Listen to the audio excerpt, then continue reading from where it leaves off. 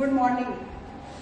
आज का अपना जो टॉपिक है वो है मोरला फॉर्मेशन और इसको हम लोग देखने जा रहे हैं, वो देखने जा रहे हैं एम्ब्रियोलॉजी। ये बोर्ड देखकर आपको लग रहा होगा कि पढ़ाया हुआ है, और हाँ, ये मैं पढ़ा दी थी पूरे टॉपिक को, और बाद में पता चला कि कुछ टेक्निकल फॉल्ट की वजह से ये रिकॉर्ड नहीं हो पाया था।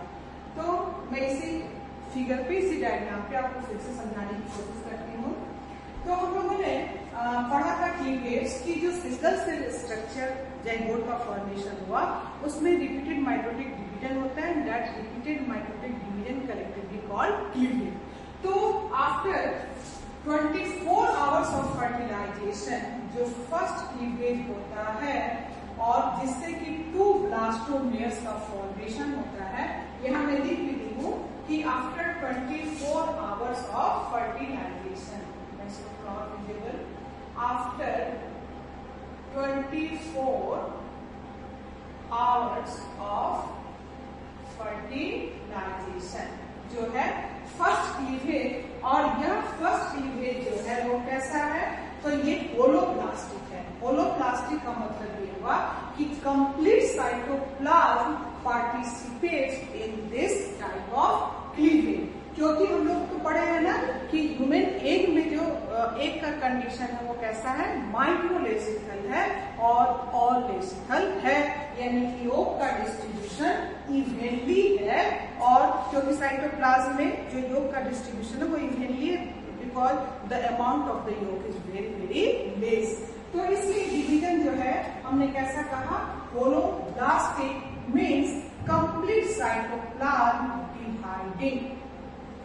जिस कंप्लीट साइटोप्लाज्म के डिवीजन से जो है 2 अनइक्वल साइज के ब्लास्टोमेयर्स का फॉर्मेशन हुआ, इसीलिए क्लीवेज को हमने क्या कह दिया, अनइक्वल। तो आपको याद क्या रखना है कि यहाँ जो क्लीवेज हो रहा है वो क्लीवेज कैसा है, तो होलोब्लास्टिक है और अनइक्वल है। होलोब्लास्टिक आप समझ गए ना कि होल साइटोप्लाज्म डिवाइडिंग, और अनइक्वल मीन्स 2 अनइक्वल साइज, एक स्मॉल और एक लार्ज सेल का फॉर्मेशन होता है इस डिवीजन में।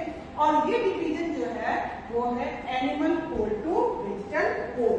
तो एनिमल पोल हम लोगों ने पढ़ा था, जिधर से स्पर्म की एंट्री होती है, जिधर से ओवम, जिधर की ओर ओवम का न्यूक्लियस होता है, that part is called animal pole, and where the accumulation of the yolk that is called vegetal pole. इस तरह से इसको हम डिस्टिंग्विश करते हैं। तो ये division animal pole to vegetal पोल।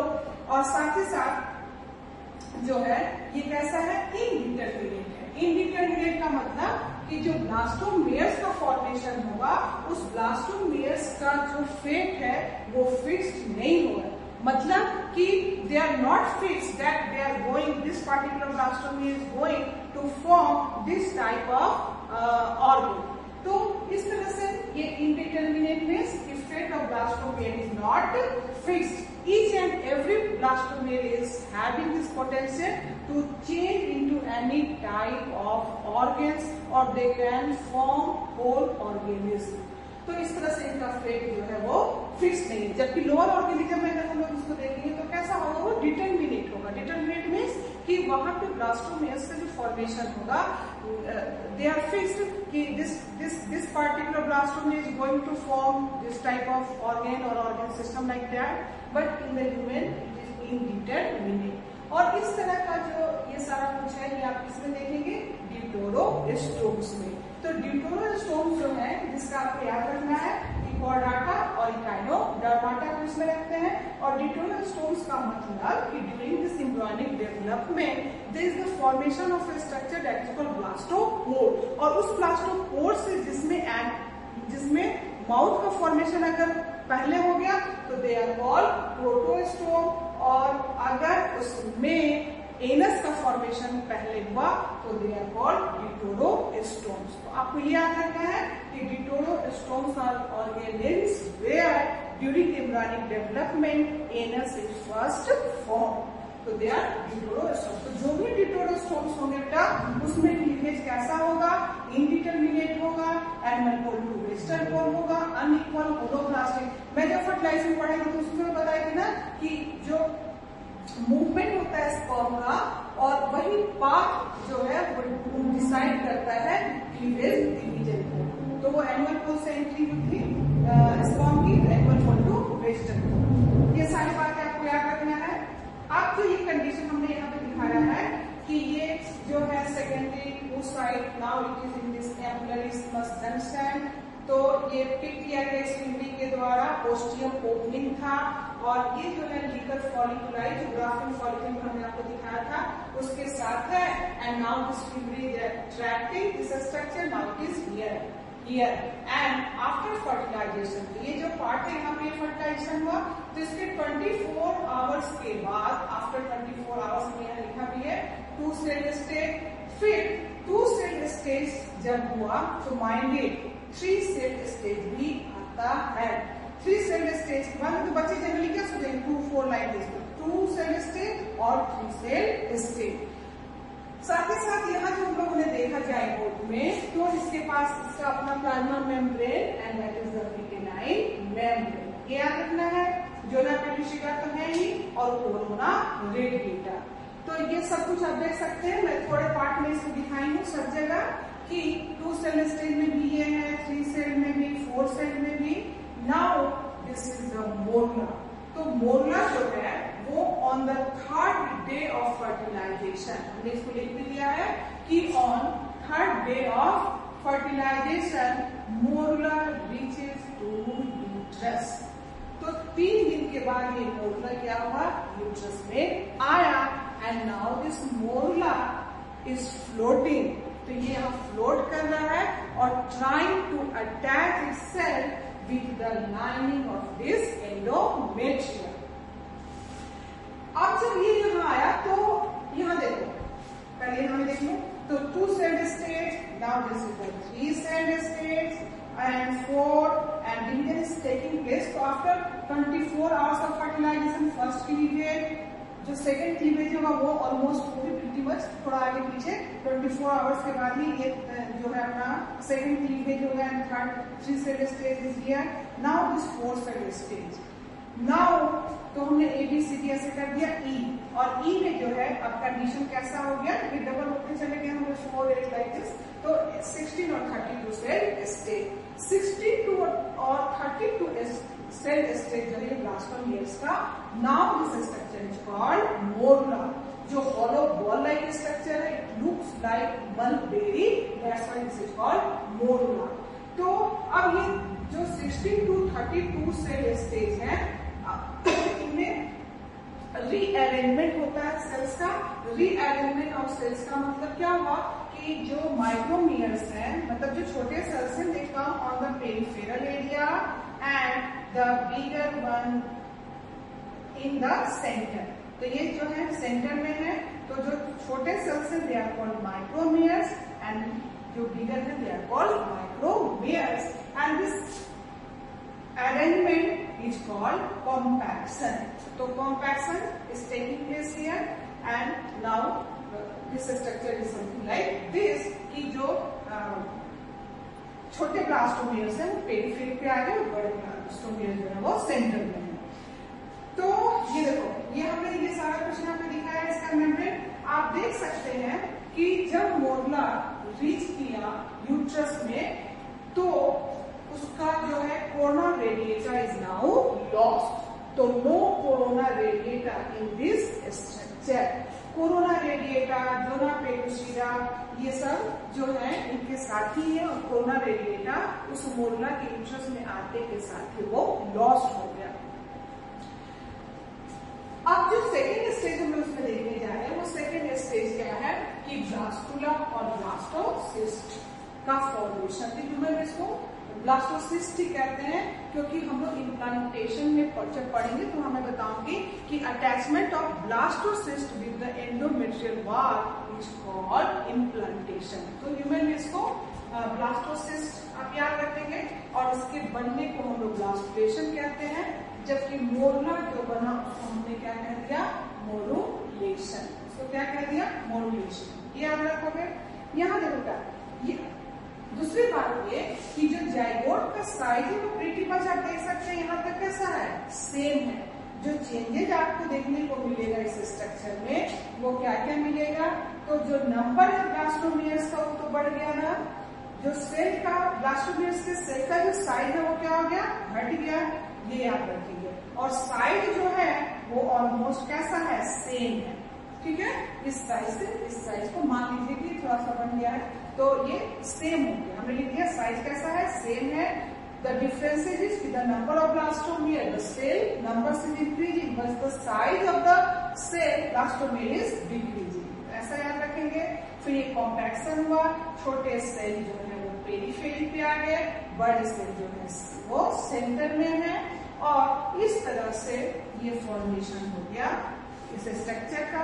तो अब हम लोग जो देखेंगे, this is the morula, this is the morula. अब ये स्ट्रक्चर जो है, now this structure is blastula. तो something this like, it is something like this. अब ये इस तरह से, तो इसका साइज भी बढ़ा, हमने यहाँ देखिए बताया है कि साइज भी इसका क्या हो गया, इंक्रीज करेगा। Why the size is increasing, क्योंकि आपको याद होगा हम लोगों ने पढ़ा था ना कि जो है प्रोबेबल प्रेगनेंसी, एंटीसिपेटेड प्रेगनेंसी के लिए एंडोमेट्रियम ने बहुत तैयारी कर रखी है। हाईली एंडोमेट्रियम जो है वो हाईली वेस्कुलराइज्ड है, वो ग्लैंडुलर है, और इस तरह से वहां पे जो फाइब्रोब्लास्ट है, now they are changing into the glycogen filled cavity, satellite structure. तो ये स्ट्रक्चर जो है ये कैसा है, ग्लाइकोजेन फिल्ड है, क्योंकि आते ही तो प्लासेंटा का फॉर्मेशन नहीं हुआ। तो इस तरह से इसने जो न्यूट्रिटिव सिक्रीशन किया, जिसको हम लोग न्यूट्रिटिव मिल्क भी बोलते हैं या ग्लैंडुलर मिल्क भी बोलते हैं। तो अब ये जो भी न्यूट्रिटिव सब्सटेंसेस है, now they are reaching to this structure by the process of the diffusion, and so there is a formation of this cavity, and this is called blastocele. तो आप याद रखेंगे कि ब्लास्टुला में blastocoel cavity, but there is no cavity in the morula. तो why the size is increasing, क्योंकि ये क्या कर रहा है, एब्जॉर्ब कर रहा है न्यूट्रिटिव मटेरियल को, जो सेल्स थे उसको इसने पुश कर दिया एक साइड में। तो now this element is like this. तो ये फ्लैट और भी फ्लैट हो गए, दे आर कॉल्ड ट्रोफोब्लास्ट और ट्रोफोएक्टोडर्म। तो जो ये सेल्स का साइज ऐसे, मतलब यहाँ पे ये जाके क्या हो गया, अटैच हो गया ना।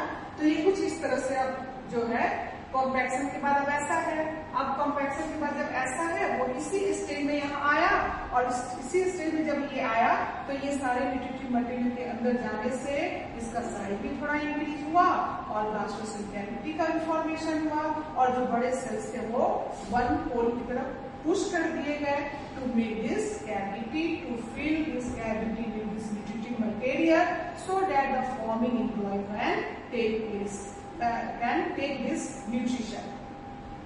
So now this cell, this mass of cell is called embryoblast, यानी ब्लास्ट एम्ब्रॉय को गिव राइज करने वाला, देने वाला। This cell is called embryoblast or embryonal knob. They look like the knob-like structure. That's why this is also called embryonal knob or inner cell mass.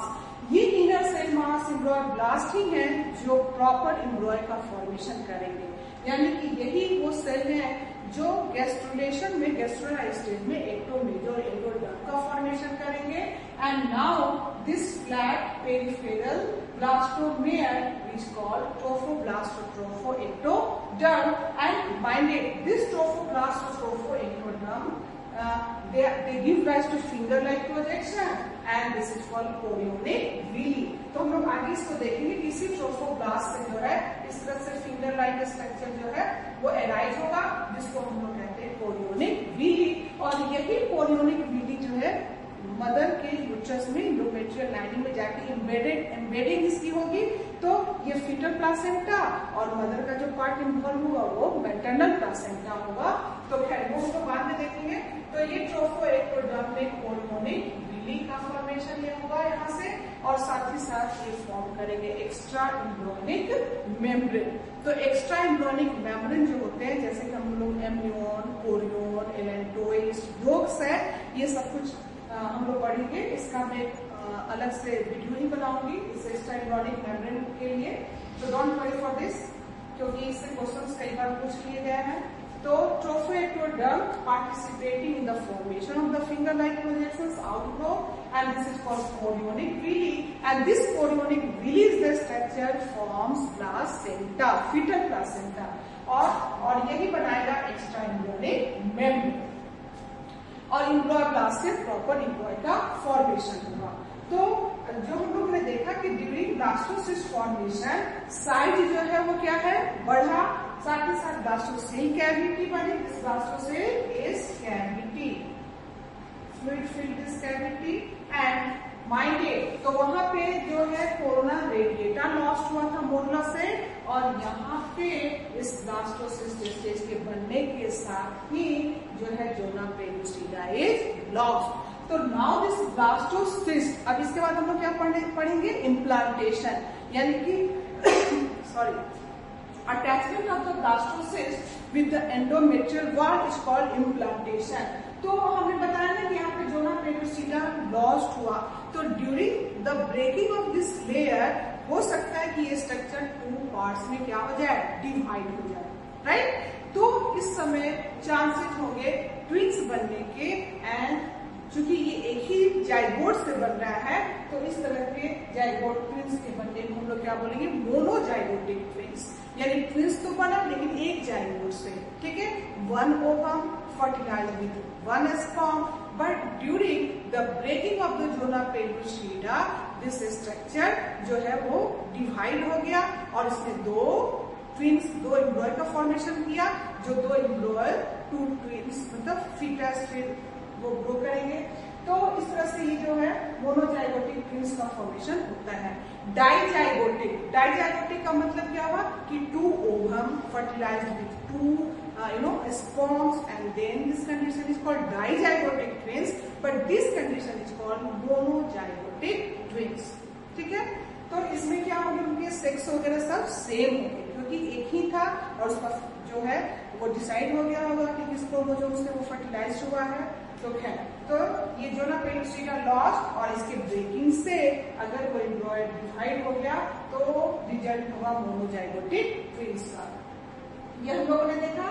तो आपको याद रखना है कि मोरला स्टेज में कोरोना रेडिएटा इज लॉस्ट, और blastocyst formation में जोना pellucida is lost. अभी तक तो ये जोना पेलुसिडा इसके साथ है, क्यों है, ताकि ये एम्ब्रियो का अटैचमेंट किसी और जगह न हो जाए। अगर मान लो ये फैलोपियन ट्यूब से चल रहा है और कहीं जाके और जगह ये चिपक गया और वहां ग्रो करने लगा, तो this type of growth is called ectopic pregnancy. Ectopic pregnancy means what? Means कि other than uterus, this structure is attached with any other parts, and this is called ectopic pregnancy.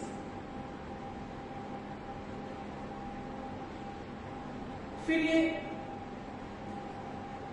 मतलब medical इसका help किया जाता है, फिर जैसा जो condition होता है डॉक्टर उसमें ट्रीटमेंट देते हैं। तो ये जोना पेलुसिडा का यही काम है, इसको इसकी जगह पे लाकर इसको, क्योंकि एडहेसिव की तरह काम करता है। जैसे हम लोग कुछ लगाते हैं ना, सेलो टेप, तो ऐसे हटा के उसको चिपका देते हैं, लाइक दिस जोना पेलुसिडा। ये अपने आप को हटा लिया, और now this blastocyst attached with the endometrium, ये जाके इम्बेडेड हो गया जो कुशन लाइक एंडोमेट्रियम है, दैट इज कॉल्ड इम्प्लांटेशन। तो ये इसको बचा के ले आता है कि भाई तुमको और कहीं जाकर अटैच नहीं होना है, आपको यूट्रस में ही जाना है और यूट्रस के एंडोमेट्रियम से ही अटैच होना है। तो now at the time of this blastocyst formation, zona pellucida is lost. तो this is all about this morula formation and blastocyst formation, and this is called blastulation. तो ब्लास्टुला के बनने को हमने ब्लास्टुलेशन कहा, और मोरला के बनने को हमने मोरुलेशन कहा। और ये जो है अपना किस टॉपिक के अंदर हम लोग इसको पढ़ रहे हैं, एम्ब्रियोलॉजी के अंतर्गत, ये अंतर हो गए। तो आई होप कि आपको चीजें समझ में आई होंगी। बस ये थोड़ा सा स्टेज आप याद रखेंगे, ये सारा इंपॉर्टेंट लाइन ये सबको दिमाग में रखने का है।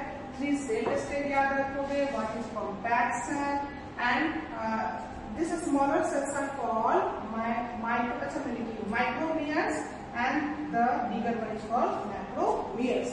तो कॉम्पैक्शन, ये तो सेल्स ऐसे थे ना, 16 to 32 सेल स्टेज कॉम्पैक्शन हुआ, जिससे ये सेल्स डिफरेंशिएट कर गए। अब डिफरेंशिएट करके ये अब आ जाएंगे किस फॉर्मेशन में, तो ये ब्लास्टोसिस्ट, ठीक है। और साइज क्यों बढ़ा ये भी हम लोगों ने डिस्कस किया। ब्लास्टोसेल कैविटी, तो what is happening during this blastocyst formation, size is increasing, blastocoel cavity is appearing, flora peninsula is lost. What is happening with this morula formation, तो मोलर फॉर्मेशन में हम लोगों ने क्या देखा कि साइज जो है वो सेम है और नंबर जो है ब्लास्टोमेयर सेल्स का वो बढ़ रहा है, लेकिन जो साइज है ब्लास्टोमेयर सेल्स का वो छोटा हो रहा है, लेकिन ये ओवरऑल साइज जो है एम्ब्रॉय का वो प्रीटी मच सेम है, ये याद रखेंगे। और इसका साइज भी बढ़ा क्यों, ये भी हम लोगों ने सीखा। तो this is all about this morulation and blastulation. और नेक्स्ट क्लास में हम लोग गैस्ट्रुला और गैस्ट्रुलेशन ये पढ़ेंगे और वहीं हम लोग देखेंगे कि how in this gastrula state there is the formation of 3 germinal layers, that is ectoderm, mesoderm and endoderm. तो आप इस वीडियो को बार बार देखिए, समझिए, नोट्स बनाइए और अगर कोई डाउट हो तो आप ग्रुप में डालिए और इससे रिलेटेड जो भी क्वेश्चंस है मैं ग्रुप में डलवाती हूँ। और आई होप कि आपको समझ में आ गया होगा। तो दिस इज न्यूट्रिटिव मटेरियल, ये आप रखेंगे और इसी न्यूट्रिटिव मटेरियल से न्यूट्रिशन जो है ये ब्लास्ट को दिया जाएगा, ये इसको एब्जॉर्ब करेगा। तो थैंक यू सो मच।